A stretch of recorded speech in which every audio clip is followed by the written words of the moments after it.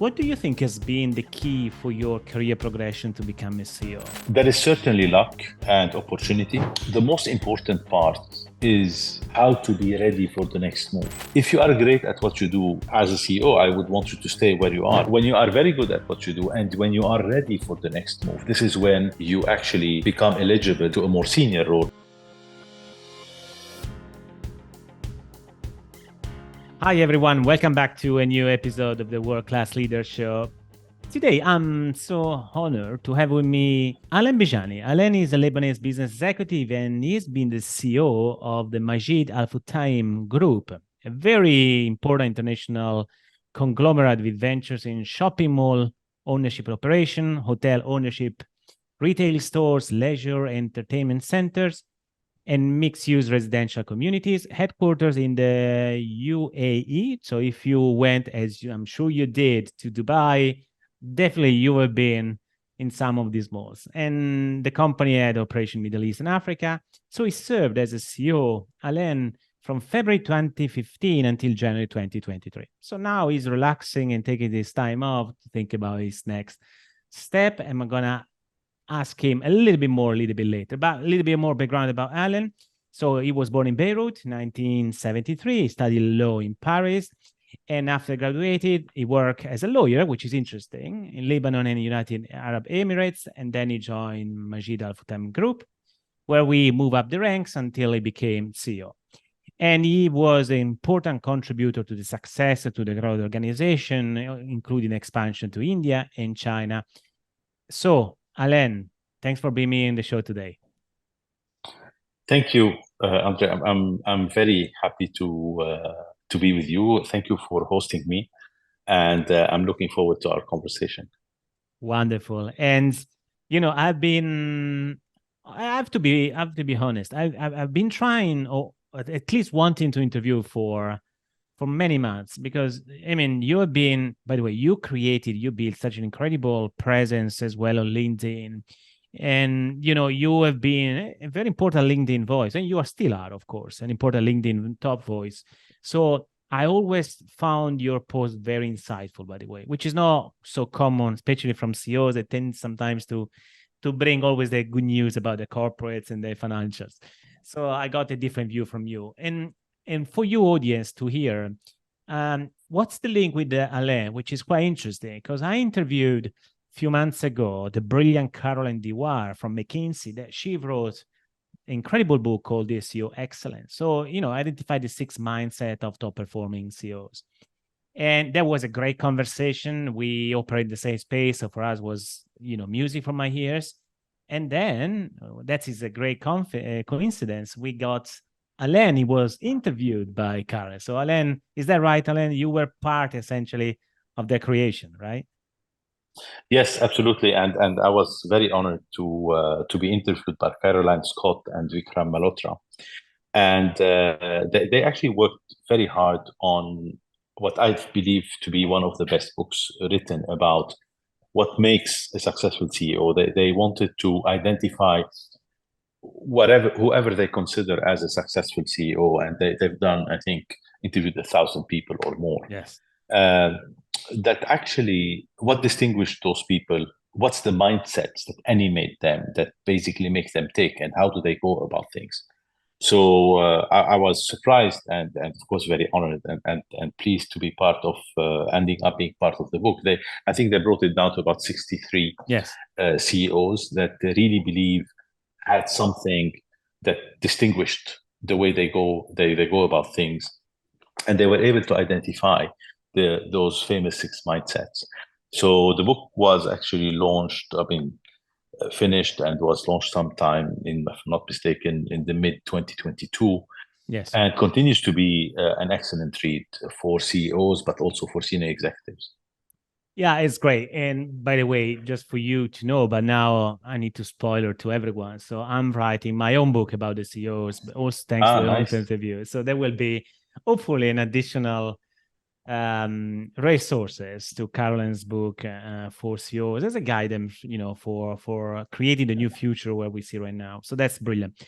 I have a couple. I have a lot of questions really, Alain, but I would like to start with one question about what does it mean being a lawyer, from an educational standpoint, and then become a CEO of a large retail firm.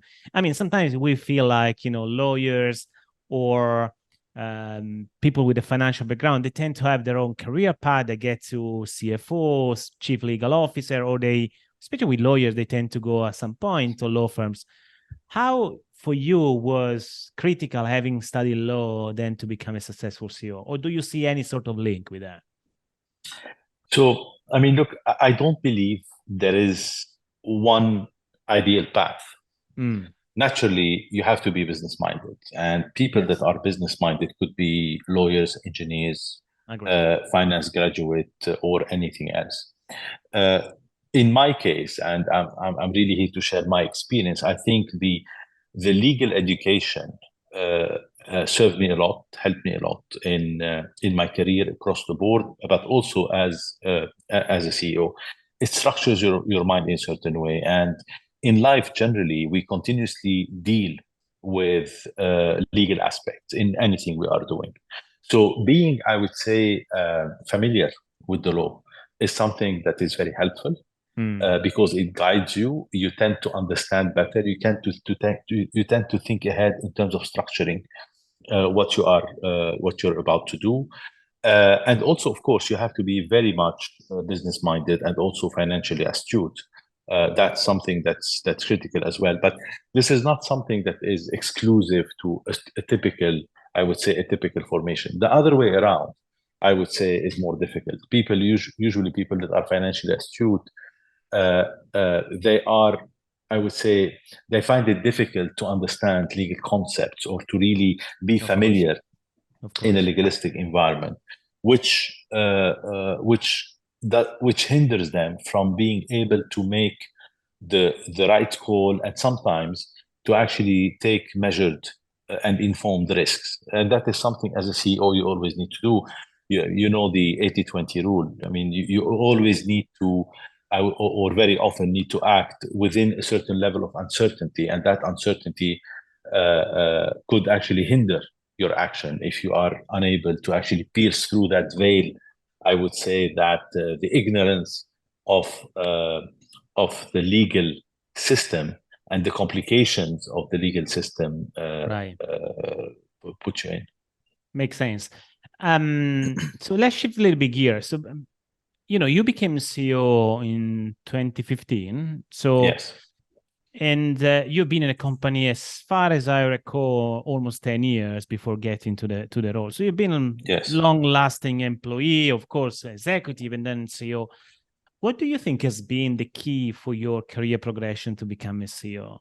If you look back at your career, what do you think has been, one or two factors that really made a difference? Besides, of course, it could be luck, it could be opportunities, of course, but it could be a good learning for the listener in terms of, there are so many people, by the way, in this audience, they are aspiring CEOs, people that want to become a CEO, they want to understand how to go there, and they understand, the role of CEO is limited. There are very few roles available. It's not like many other roles, right? So what's some lessons? Absolutely.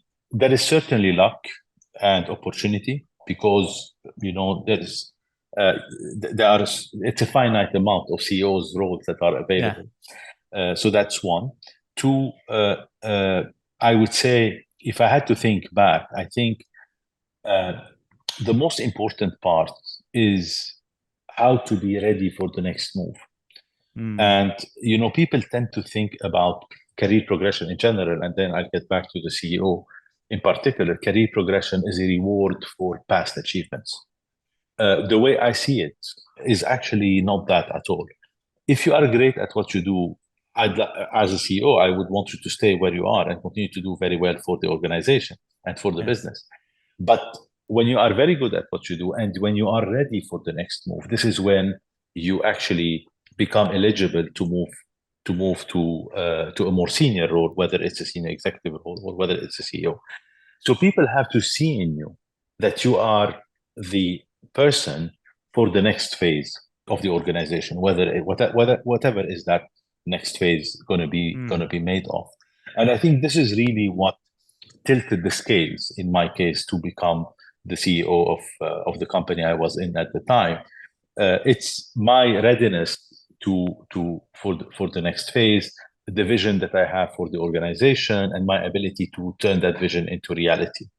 And I think really these are the things that matter, because the stakeholders in general, whether they are the shareholders or whether they are the board, when they think about the person they want to basically entrust with the future of the company, they think, would that person be the right individual in the right place for the few years to come?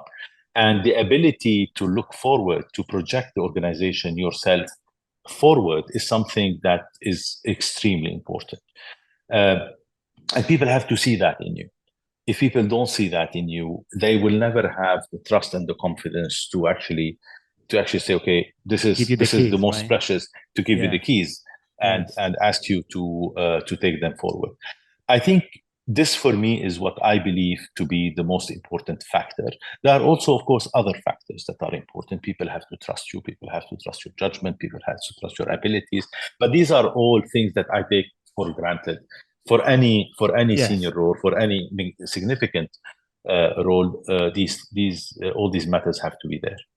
Right. So it's really important. So again, besides of considering lack opportunity as they are, so opportunities, you said a lot about being ready, feel ready, but also to share and enroll people in a better future that you have for the organization, so they can start saying, okay, this is the person that we need to bring us to where we would like to be, because he has this visionary, future driven mentality. Is that right? It's a good summary of what you said. Absolutely. Well, that's brilliant. Absolutely. And then you did. I mean, you then became a CEO in 2015, and you really helped, the firm to expand globally, to grow, generally speaking, to grow massively. And maybe going back to the learning or to the lessons that you share with Carol in your book, if you still remember, of course, but what has been, in your opinion, the keys, again, for other CEOs now they're listening to our conversation and say, okay, I want to replicate his success. I want to bring the same level of success that he brought. What do I need to do? So maybe let's start with some numbers. How can we demonstrate growth in Majid Al Futtaim, so people can relate to the scale of the growth that you help them, and maybe then also share 2 or 3 major lessons or takeaways from what you did in order to get there. So there are, I would say, organizations go through different phases in their lives. And it's very important to understand the mandate. What are you here to do? And what actually matters for the business going forward? And to make sure that you rally the stakeholders, but also the organization behind you.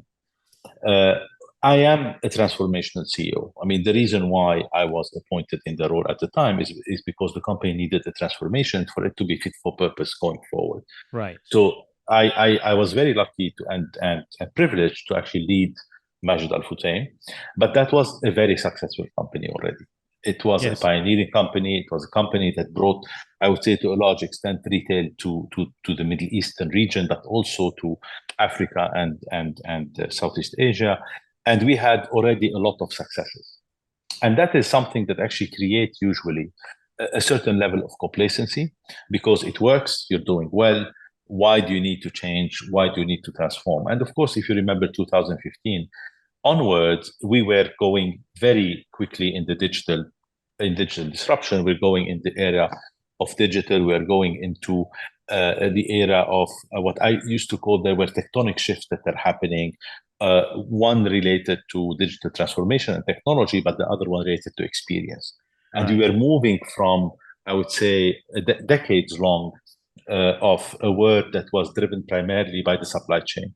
And your ability to drive success, to drive growth, was driven primarily by mastering your supply chain.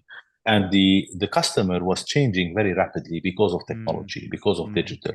And finally, the power were shifting to the customer and not anymore to your strategy, or not anymore to the organization itself.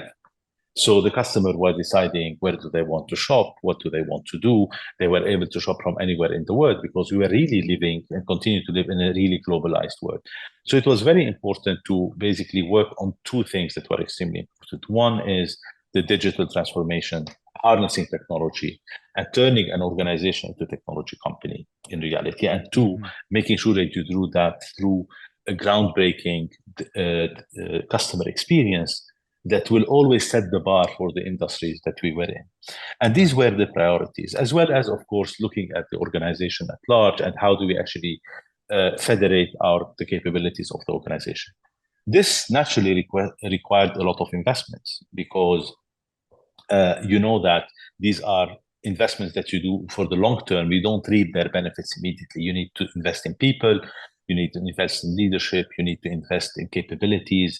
And typically, it's a long-winded cycle for things to start to basically bear fruits. And it was very important to make sure that we had the right leadership, that we had the right mindset in the organization to accept the transformation that was coming, because people were at the time more into saying, yes, this is maybe happening, but it's not going to happen to us, it's going to happen to others.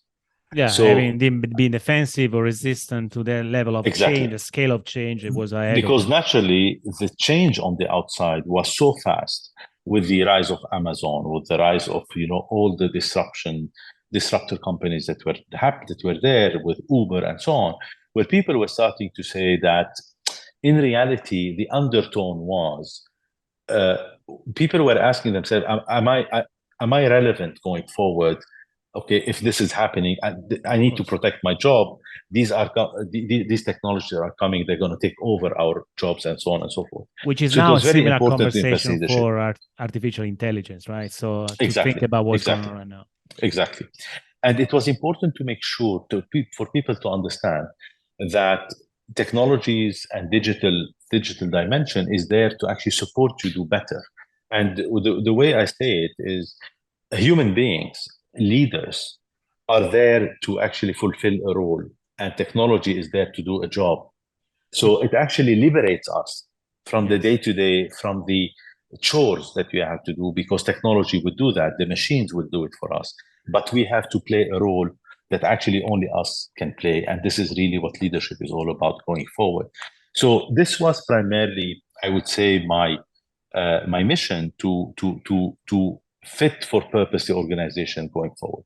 Of course, you also have to make sure that you continue to grow your bottom line, continue to grow your top line, especially when you are a retail business. You need to make sure that you continue to gain market share and continue to grow your profitability while you are doing all of these investments, and while you have to play at different dimensions. And this was quite a heavy transitional period between a typical brick and mortar organization that was doing very well to learning what are the skills of the future and the capabilities, accepting those, and really making the best out of them and mutate into a technology-driven company that has the ability to harness the technologies of the future and to make sure that we not just satisfy the customer, but actually delight the customer. And this is why our vision was to create great moments for everyone every day at Majid Al Futtaim, and I hope it will continue to be the case for decades to come after me. Yeah, it makes absolutely sense what you're saying. I'll come back a little bit later on the brick mortar and what happened with COVID, of course. But before that, I'm very curious. How did you bring people along your journey? Because you said it before, right? So it's a major transformation that could be even perceived as a turnaround to some extent, although it's not. But that high level of transformation, and we do know by experience, people, they have, quite reluctant to change because it's affect their personal needs or personal situation, status, and so forth.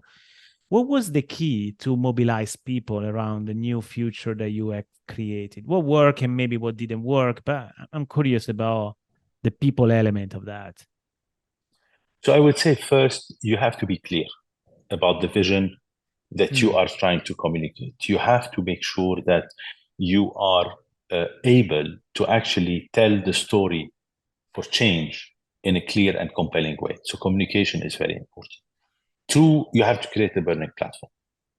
And in organizations that are successful, it's very difficult to create a burning platform because people are comfortable that nothing is at risk. With as long as at the I would say first horizon, things are fine. So that actually strengthens the resistance to change. Some people resist because they generally do not believe anything should be changed because it's working. Some people resist because they fear that the change is gonna in a way question their existence or question the way they do things. As you said, it actually creates a lot of anxiety for people, and this is why I think leading yourself is the most important part of leadership. Not leading others, not leading organization, not leading change, leading yourself in, I would say, transitional area is one of the hardest way, the hardest, I would say, form of leadership. Because when we look ourselves, when we put up the mirror, okay, this is where we are usually the most complacent. Yes. We see much clearer what needs to be done with others. We see much clearer what others should be doing, but how we have to change is something that is most difficult and requires quite some leadership. And getting people to really understand that and making them not only hear, but also understand and believe that my value to the organization is not driven by what I know, what I have already accomplished, but my value to the organization is primarily driven by my ability to learn in order to partake in basically bringing forward the organization into the future.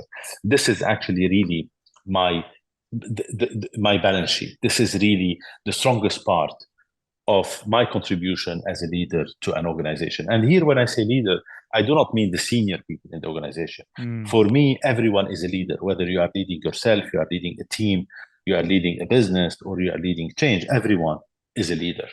So getting people to really acknowledge that they are leaders, that the future is done by them, is created by them. It's not no one's going to come and tell them and hand them over what the future is going to be like, is something that's extremely important. So I would say communication is very important. So having a compelling story, communicating it, creating a burning platform, and also making sure that the organization change is something that actually opens new opportunities, new avenues, and actually is rewarding to those who are on board.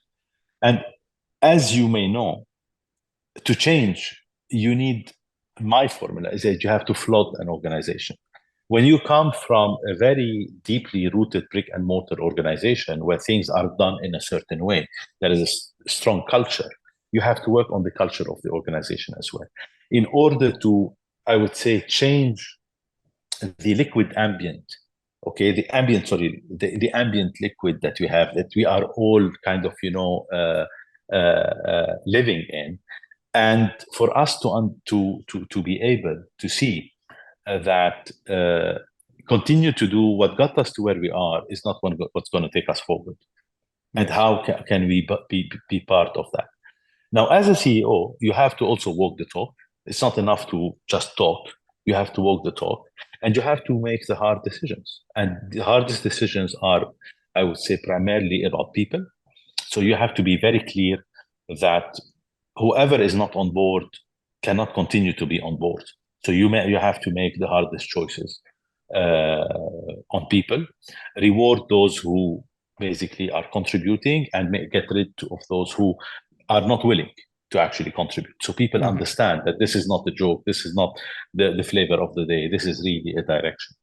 And the other thing that, in my opinion, is also extremely important is to make sure as a CEO that you are reallocating capital in the right way, whether it's human capital or whether it is nominal capital. You have to make sure that you are putting, I would say, you are putting your money where your mouth is. You can't ask people to do X, Y, and Z. You can't tell them we're going to fly to the moon and get them bicycles. You have to invest in technology. You have to invest in whatever is going to really take you further, and people see that this is actually serious. Okay, and this is basically the the trend going forward. And naturally, you're accountable for that.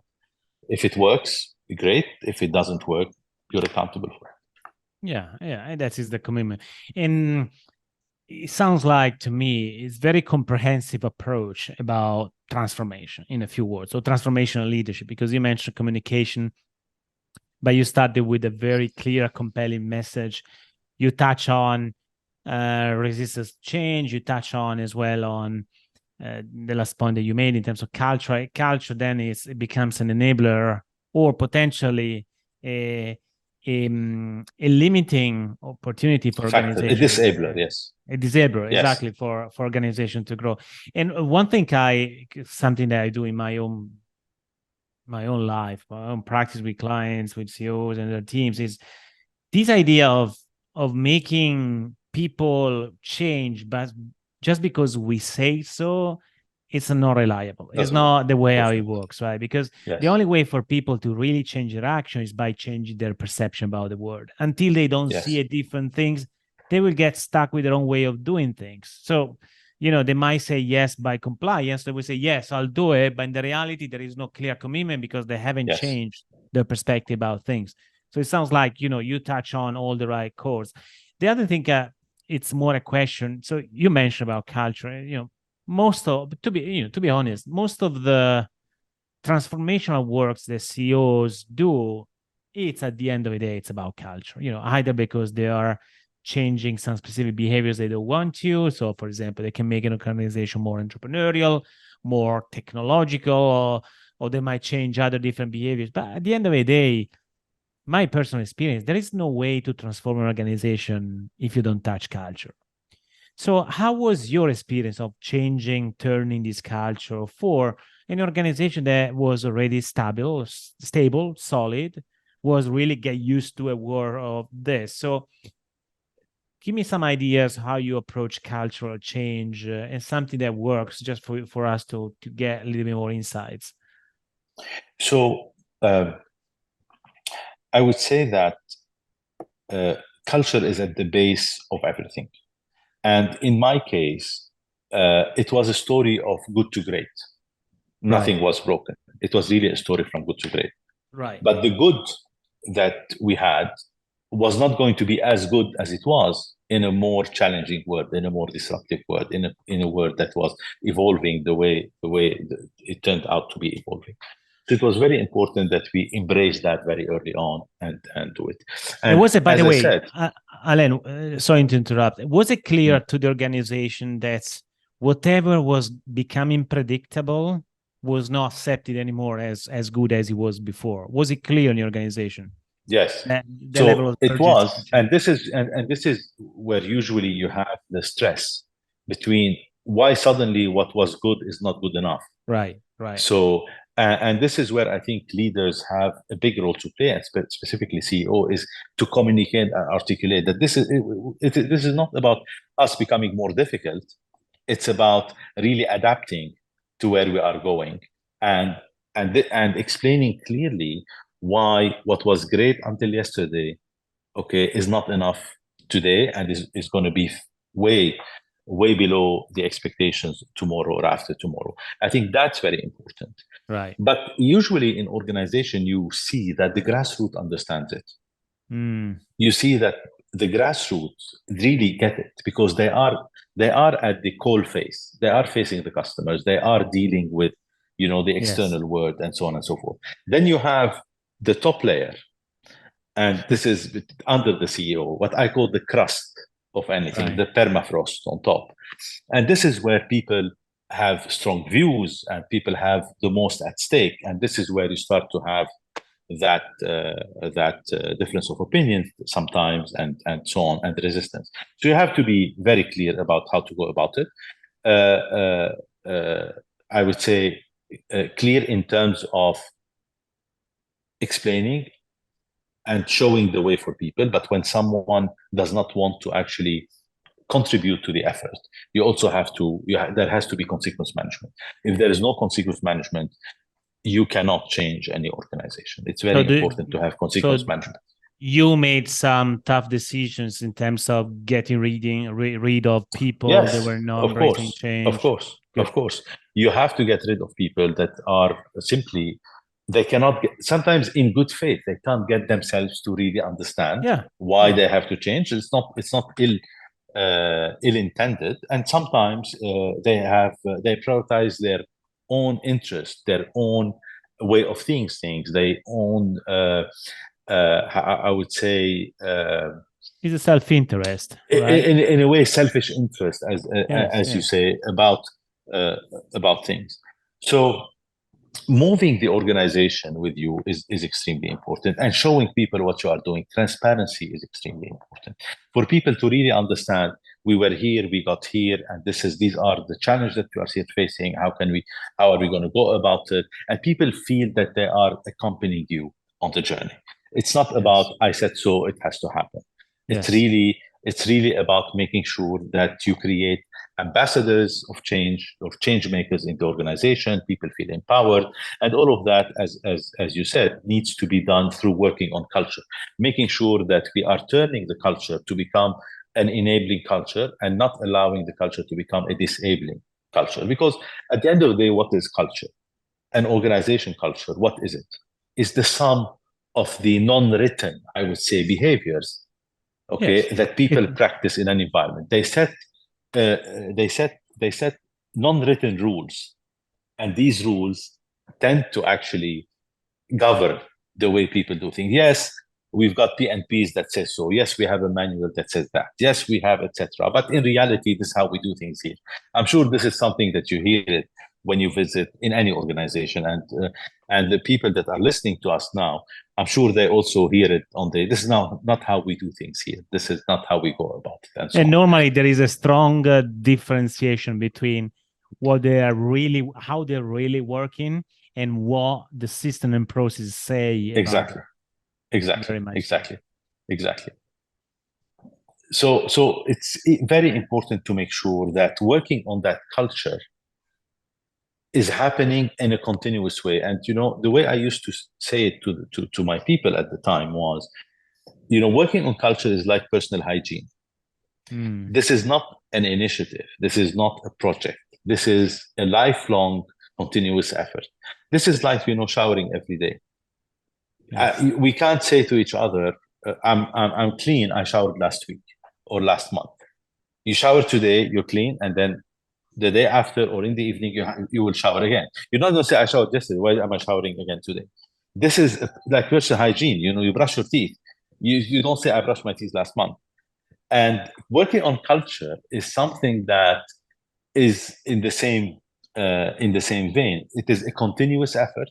Everyone has to own culture, because you have to continuously make sure that you shape the culture of the organization in the right way. You cannot buy a culture. Culture is something that you develop. And because it's something that you develop, the only thing you can do about culture is to shape it. You can't say our culture now is going to move from here to here. You have to shape it for it to go there. You shape it by influencing the behaviors of people, and by getting people to understand how their individual behaviors have an impact on the culture of the organization. A lot of people would come to you and tell you why things are not working. A lot of people would come and tell you why they are facing obstacles, or etc. But what people will not always see is how their own behaviors are shaping that reality, that culture. So we need to take people from feeling that they are part of the problem to actually become part of the solution. Yes. When you are part of the problem, you don't feel it.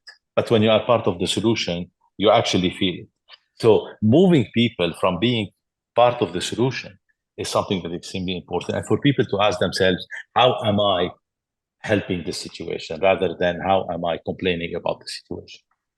And that requires, though, a very high level of self-awareness in people. So people, they must really realize what are their own behaviors that could be considered toxic, or they could be the right one for the future. So that's why culture change, it takes time. But just because, first of all, as you brilliantly said, it takes time, and then it's a continuous, keeping the new culture alive, but also because it does require a level of uncomfortable with operating in new behaviors, which is very personal first, before looking at organizational behavior. Yes. So it's distinct, but one is forming the other.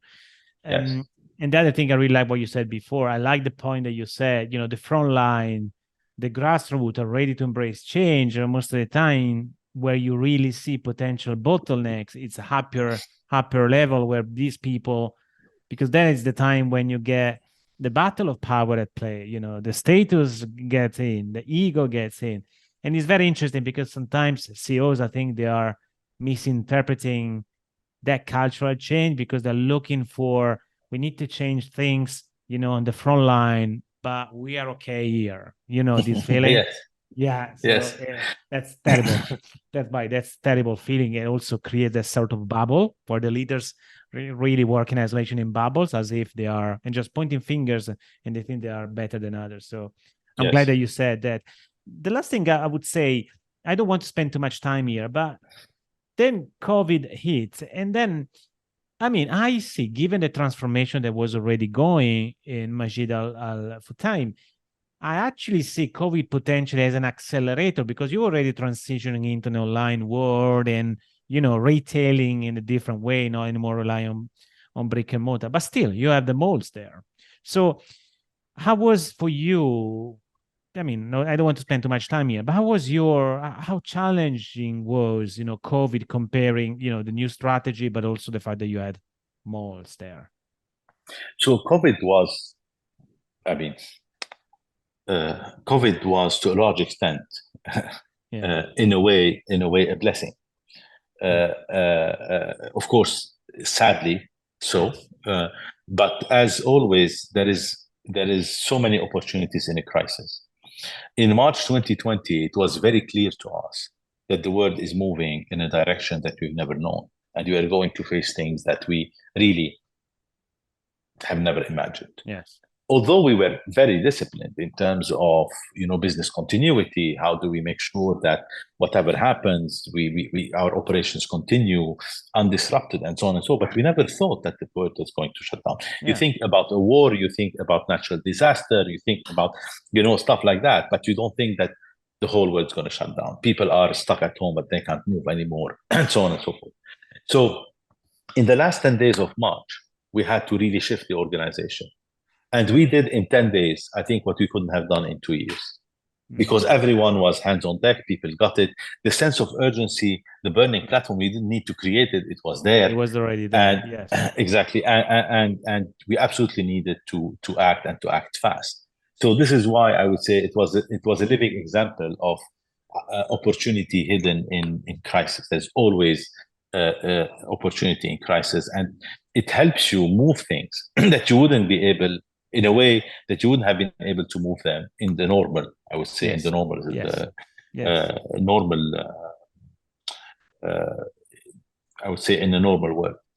So that was that. Two, we realized in COVID how much the investment that we had done in the past 5 years helped us to be ready to actually amplify our digital presence. We already had the digital presence. We already had the infrastructure for that. We already had the understanding of what it means. Our businesses, all of them, were working for a few years then to actually be as I would say,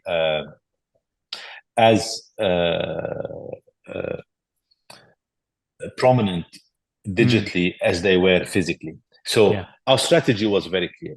We cannot say this is a target in digital. We have to be as prominent digitally as we are physically in every aspect. That means, of course, it takes time, it takes years, it takes investment, it takes capabilities, but we were already engaged on that way. So that helped us a lot. And we were able to service our customers in the safety of their homes.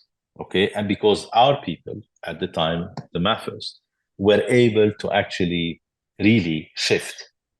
And they have done what I think, I couldn't be prouder of the work that was done then in order to make sure that we keep the business going. And some of our businesses were essential businesses. Grocery retail suddenly was a very boring business, suddenly became the hottest business, and so on and so forth. You remember the time. Malls were becoming very important because you had pharmacies that were there, you had grocery stores that needed to continue to be open, and so on and so forth. And then, of course, things recovered with time.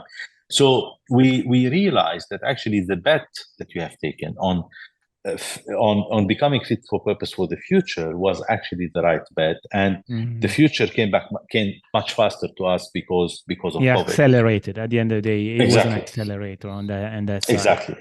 And despite that, some of our business, like our cinema business, for example, was totally shut down. Our malls were shut down, or largely shut down. The stores in the malls were shut down, and so on. And in 2020, we were able to actually generate about $1 billion of EBITDA, which was fantastic, and that's something I'm very, very proud of. Of course, as a real estate business, there is a part of it that is part of your performance that is driven by the value of your assets and so on, but that is driven by the market.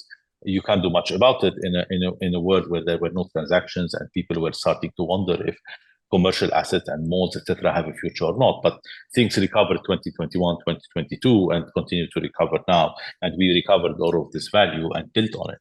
But operationally, commercially and operationally, that was a year where we actually made money and continued to serve our shareholder at the time and our stakeholders at large in the best possible way, serve our community, and so on and so forth. So a huge learning opportunity, huge learning experience, ability to shift the organization very, very fast, and basically helped us as a great foundation going forward. And I really liked what you said earlier, that I do agree, when there is a burning platform, there is such an incredible opportunity to drive sense of urgency in making changes. And where you don't have it, unfortunately, complacency might get in. So it will be more difficult to make changes when it's needed. So, and it's fascinating how organizations are able, when there is a burning platform, to organize themselves and to achieve breakthrough performance they never achieved before, which is quite interesting, right? Absolutely. And as a leader, you see how people step up. Yes. You see how leaders really emerge in time of crisis. People don't ask for permission; they just move and they emerge, and you see leadership emerging in a very different way. What a wonderful condition, right? To have Absolutely. to achieve breakthrough performance. I think that the lesson is, how can organization can achieve breakthrough performance without always having a burning platform, under their feet. That is really a question, but that is for another episode, which is really part of my works, performance. Okay, so last real question I have for you in the last 10 minutes that we have available is, I'm curious about, so we spoke a lot about, what transformation, your journey, the success, but the challenge that you had. What people don't know about you as a CEO. So, I mean, there are a lot of misconceptions, a lot of assumptions or assertion about the life of a CEO. But, what really keeps, a CEO awake at night, besides the strategic challenge that you said, how can I get my mall now back on track or whatever? What are more at the personal leadership level? What are the things that people don't necessarily understand about being a CEO? I would say there are two facets. There is one facet, which is how people see you. And I think it's very important for a CEO to be, I would say, exactly the same at work, in your work environment, as you are in your personal environment. Yes. I think people who actually wear a suit, or a mask, when they get when they got into the workplace, tend to actually not be as, I would say, successful as CEOs, because they're not genuine. People admire and look up to you as the CEO. We have so there are two facets, I would say, for a CEO. There is the facet of the individual that people sometimes do not know, and there is the other facet of the CEO that people interact with, etc. And I think it's very important for CEOs to merge the two facets, because however you are, people look up to you because you are the leader. You are basically someone that, in a way, even those who don't like you, admire you in a way, or criticize you. So, and that comes with the territory. You have to be, in my opinion, and that's what I always try to do, to be as to merge the two facets, the personal and the work, for people to see the same person. So if someone comes to you at work and will meet with you in your work environment, they are used to a style, they are used to an interaction. But then if they see you, for example, over the weekend having coffee somewhere or out with your kids, etc., it's important to see the same person. It's important if they see you in a relaxed environment outside of work to see that actually he is our CEO, he's not someone else. Right. So, and this is where when you bring these two dimensions together of your life, things you relax also at work because you're not playing your role. CEOs who actually put on a suit or a mask, in a way, in my opinion, do not tend to be as successful. To do that, you have to be comfortable in your skin. To do that, you have to understand that this is a journey, and you're not. Of course, people look at us all the time. People interpret what we do all the time. People have all the time stories and interpretations and perceptions. But very importantly is for you to be accessible, to communicate, and for people to see that actually the principle, the values that drive you are the same. Those who drive the actual person, okay, and not very different.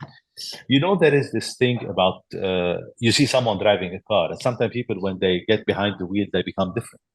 Yes. They become nervous, or they become whatever, or they shout, or they curse. And you see what happened. What happened? Why is it that you are this way behind the wheel? Okay, obviously they're stressed in a way. It's something that stresses them and brings that aspect of them. It's the same when you are in your work environment as a CEO. You cannot be stressed. You cannot be, if there's something that actually makes you uncomfortable, deal with it and let people see the real person. Let people see who you really are. No one is perfect. Don't try to put on a perfect image. No one is perfect. People want to see the vulnerabilities in us because this is how we build trust. People always want to know. They meet you as a CEO, or they see you as a CEO, but they want to meet the individual. They want to meet the person. And I think this is something that is extremely important. Yeah, it's being authentic. If to summarize in one single word, is being authentic, because people waiting for people to be human, CEOs being humans and be authentic and be genuine, and not being, a fabricated, image of something there. So it's a great, sorry, you were saying something. It's a great lesson. No, I think you asked about what people don't know about the life of a CEO. Yeah. And I think people see what the CEO can do. They cannot see the limitations that the CEO has. And those limitations are great because they are in a context of what's asked of you, what's required. So it's very important to be able to bring this. When you are a CEO of an organization, whether it's a 50 people organization or 50,000 people organization, in my case, you are someone that naturally have, I would say, a very wide range of capabilities. Yes. You have to be able to actually use that range of capabilities, not to only go back to the default setting, but actually go into the depth of your capabilities. You cannot portray to people the limitations that you have, but you shouldn't hide them. You shouldn't be driven by your limitations. You should be driven by what can be done and try to work on basically overcoming the limitations that you have. And at the same time, it's not because you can do something that you should be doing it. So basically, how do you balance that is very important. People sometimes don't see the challenge that is represented between what can be done and what cannot be done, because people come to you for answers. And it's very important that when people meet with you, they actually also be part of the conversation and always try to get people to engage in the conversation and finding the solutions together rather than telling them what needs to be done. Yeah, that's brilliant. That's brilliant sharing. So, Alain, last question I have for you, because I'm conscious about the time, is if I need to summarize one thing, one learning in your whole career, what you think what you think you really learned that could be shared, needs to be shared with other people today in the audience? The biggest learning. I would say give time to time. Okay. Expand a bit more. I think we live our life kind of, hustling, and we're in a hurry, and you want to achieve, and you want to do, and that's all fine. I think we really have to appreciate, and that's my learning, the importance of the time factor in what we do, and how time help things mature, solve problems, Yes. sometimes create others. But Yes. when you are conscious of the time element, you are able to actually master the time contribution to actually what's happening around you. And this is something that I have encountered very early in my career. I heard someone saying it, and it stayed with me. It resonated so much with me. And as I evolved in life, I really saw the importance of giving time to time. Time is your biggest ally, except when you waste it. So giving time to time, it doesn't mean sitting idle and doing nothing, but it means being conscious of the contribution that time brings to your journey. Yeah, that's it. What a wonderful wisdom, for ending our episode. I would like to ask you more other question, but time is at the moment, unfortunately, we are a little bit more restricted on the concept of time. Leave the time to time, and so where people should go, Alain, to get to know a little bit more about you, if they want to get in contact with you, what is the best platform for you? So I think LinkedIn is the best platform. As you said, I was very active, and I have to thank my communication team, my ex-communication team at the time, that actually was doing a brilliant job. MAF has great people, and I was very honored to be part of that organization. I haven't been very active recently because I felt that I should observe a period of a transition there. And I also wanted, as you asked me offline, I wanted to take some time off. So I've been very fortunate to be able to take a few months off, reflect, and enjoy also giving more time to myself and my family.